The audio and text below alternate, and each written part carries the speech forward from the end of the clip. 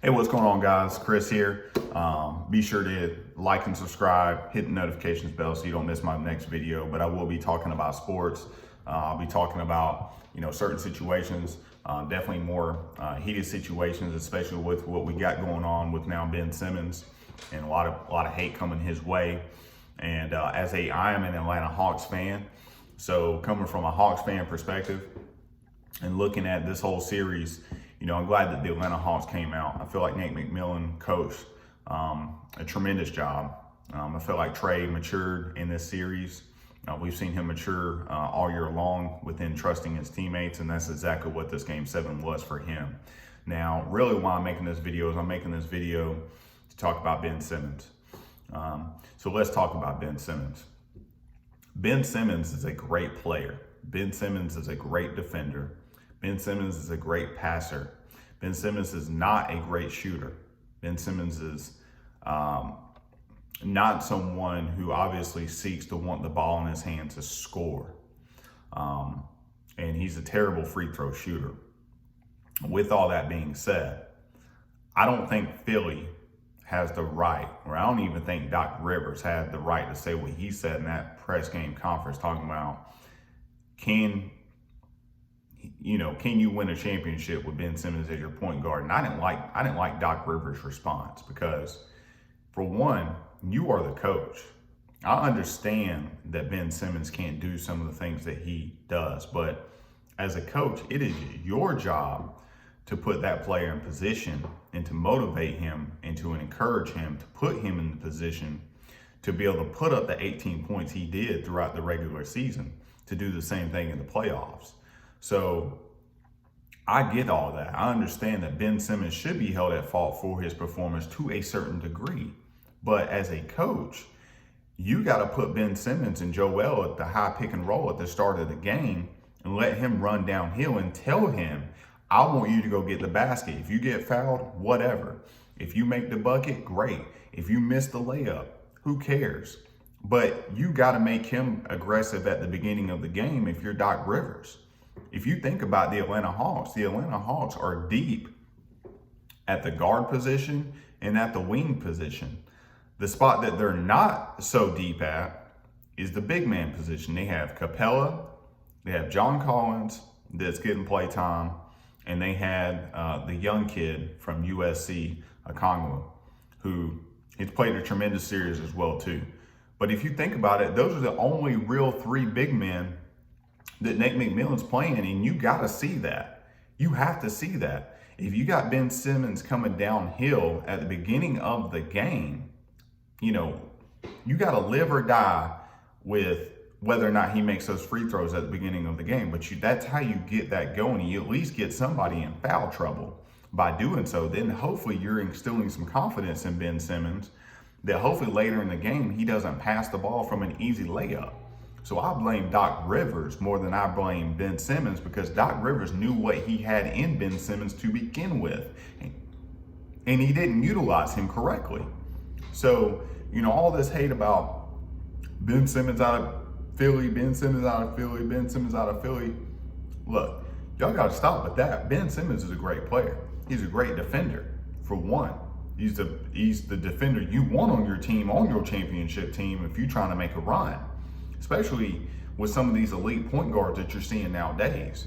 And so, with that being said, I blame this series on Doc Rivers. Okay, Doc Rivers don't have any excuse to be sitting there talking about, I don't know if we can win a championship with Ben Simmons. Well, last time I checked, is your team gave up an 18-point lead. Game 4? Yeah, 18-point lead. And then you back that up with a 26-point comeback.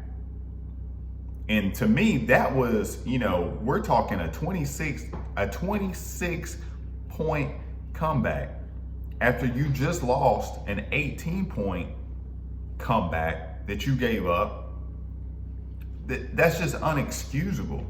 I mean, you did that back-to-back games, and you mean to tell me that you couldn't make a coaching adjustment to change that? Well, for one, in the first game, you took your starters out early. and you just got cold clocked when that happened. And then in that second game, I mean, I don't know what was going on in the second game. I don't know how you gave up. I don't know how you're up 26 points and you lose that game, but you lost it. I mean, but credit to Trae Young. I mean, Trae Young hasn't given up this whole entire series. He didn't give up in the New York series. I mean, the man is really playing with some, mama mentality out there. And credits to Joel Embiid for how he played during the series on a broke knee. But at the end of the day, you also knew what you had in Joel too. You knew Joel was about to settle for jump shots. You knew Joel. I know y'all set up some of those plays at the top of the key or right there at the free throw line for that reason, because we all knew, everybody in the building knew that he wasn't driving. He wasn't going to put the ball down, Elijah one, fake right, turn back left. He wasn't doing all of that, because he did that on some plays, but he couldn't do that as much as I felt like he wanted to because of his knee. It's Doc Rivers, you got to see that. And I know he drew up plays to take those shots, and you can say if he makes those shots, we probably win. Some of those other shots, he would probably win. But at the end of the day, you can't live on jump shots from your 7-footer. You got to find ways to get easy buckets at the rim. And Ben Simmons is your perfect counter to that. You just didn't do it. You had to do it early in the game, so that way if you didn't make free throws, Hawks got hot, you had time to come back in the game with shooting with Seth and so on. But at least you're putting some of the Hawks big men in foul trouble. You're making them play a little bit more defense on somebody that can adjust at the rim and those type, or maybe even dunk on you. So, I mean, listen, blame Ben Simmons all y'all want to, but Ben Simmons, at the end of the day, he has to take accountability in this offseason. This is what Philly, and to be honest, this is what you needed, Philly. I think this is exactly what you needed, because Ben Simmons is going to go in the offseason and he's about to be shooting free throws all summer. He's about to be shooting mid-range jumpers all summer. And it wouldn't shock me that if Ben Simmons doesn't come back next year, a 75 or 80% free throw shooter. It would not shock me. So maybe this is what you guys need, but I don't think you're giving up on Ben Simmons just yet. His ceiling is so high. I mean, you got to think the kid's only 24 years old. If the kid had a 3-point shot and a mid-range jumper, he'd be the best game. He'd probably be one of the best players, if not the best player, arguably, in the league today. Along with Kevin Durant and Devin Booker and some of those other boys. But I mean, he would be right there, no doubt. He's a two-way player. He could be a true two-way player. So I don't think you just give up on him just yet, because who you gonna put in there? You gonna trust Maxey? You gonna start Max? I mean, Maxey's a great player. I think Maxey's a great point guard, and I think he's gonna be great. But I don't think he's gonna put y'all over the top, because you're gonna have to deal with his young learning experience too. He's gonna make mistakes down the road. You're gonna live with those.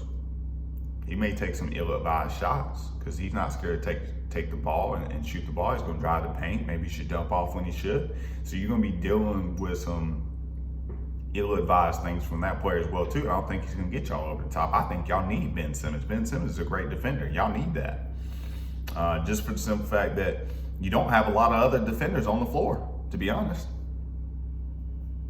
Who Steph Curry defend last night? He can make three ball all day, but can he defend? Can't defend. You look at Kevin Huerter. Kevin Huerter was a perfect answer to that game last night, because Kevin Huerter can not only score, but he can play defense. He's 6'7". He can play defense. Seth Curry can't play defense. You guys got Thibault, but I mean, that's about it. I mean, who else on that team is playing defense? Y'all need Ben Simmons. Ben Simmons has to be on that Philly team.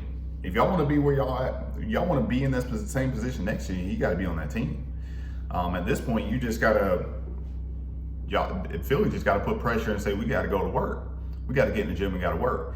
And then not only that, Doc Rivers definitely, is gotta put more belief in him than what I saw in that press conference at the end of Game 7.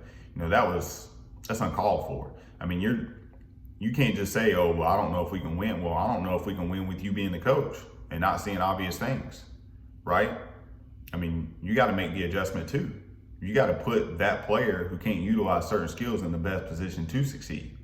And it can't be in the fourth quarter after you haven't instilled any confidence in him at the beginning of any of the games to go in and make a bucket.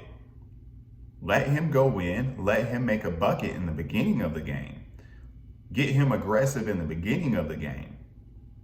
Joel is your closer. I understand having Joel take a majority of the shots coming into the game because you want to get the team off to a hot start. I understand all that. But you got to get Ben Simmons going into the paint early while it's still 0-0. Seeing if you can get some of those Hawks bigs man in foul trouble, which will only make it easier for Embiid to go to work later on during the game. So, once again, I thought it was a great series. Obviously, I know Philly feel like they let this one slip out of their hands, but I would just say to Philly fans, you can't do the Ben Simmons blame game yet. I don't think now. I think if he shows up next year and he's the same player that he was this year, then yeah, I think you're right. I think you got to trade him. I think you got to get rid of him. I think you got to move in a different direction. But I don't think that's the case yet, because when adversity hits a player, it's what that player does after that adversity and all the hate is what's going to make that player.